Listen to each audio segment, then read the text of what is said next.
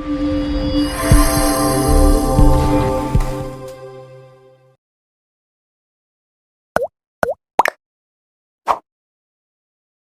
बार की बात है, एक गांव में एक लालची किसान रहता था। उसका नाम गोपाल था। गोपाल को अपनी फसल से कभी संतुष्टि नहीं होती थी। वह हमेशा और ज्यादा पैसा कमाने की चाहत रखता था। एक दिन वह अपने खेत में काम कर रहा था जब उसके पास एक बूढ़ा आदमी आया। वह बहुत ही थका हुआ और भूखा लग रहा था।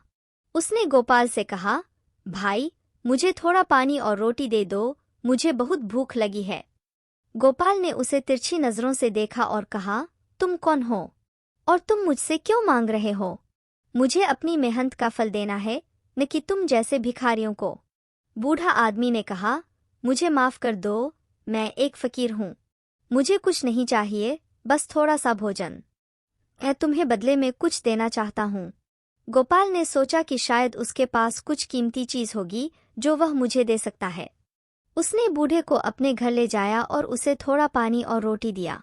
बूढ़ा आदमी ने भोजन करके गोपाल का धन्यवाद किया और उसे एक छोटा सा थैला दिया। उसने कहा, ये लो, ये मेरा तोहफा है। इसमें कुछ बीज हैं जो बहुत ही जादुई हैं। अगर तुम इन्हें अपने खेत में बोओगे तो तुम्हें बहुत ही अच्छी और अनोखी फसल मिलेगी। लेकिन एक बात का ध्यान रखना, तुम इन बीजों को बोने के बाद उनकी फसल को कभी नहीं गिनना। ये बीज तुम्हारी हर इच्छा पूरी करेंगे, लेकिन अगर तुम लालच करोगे तो तुम्हारा सब कुछ खत्म हो जाएगा। गोपाल ने बूढ़े का शुक्रिया कहा और उसे विदा किया। वह बहुत ही उत्साहित था। उसने सोचा कि अब वह इन जादुई बीजों से बहुत धनवान हो जाएगा। उसने अपने खेत में इन बीजों को बो दिया और इंतजार करने लगा। कुछ ही दिनों में उसके खेत में अद्भुत फसल उगने लगी। वहां अनेक प्रकार के फल, फूल, सब्जियां और अन्य चीजें दिखाई देने लगी।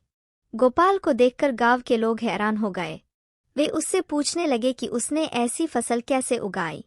लेकिन गोपाल ने उनसे कुछ नहीं बताया। वह अपने आप को बहुत चतुर और बुद्धिमान समझता था। गोपाल ने अपनी फसल को बेचने का फैसला किया। वह अपने खेत में गया और अपनी फसल को एक एक करके तोड़ने लगा। लेकिन जैसे ही वह एक चीज को तोड़ता, उसके बदले में दूसरी चीज उग जाती। उसने एक आम को तोड़ा तो उसके जगह एक सेब उगाया।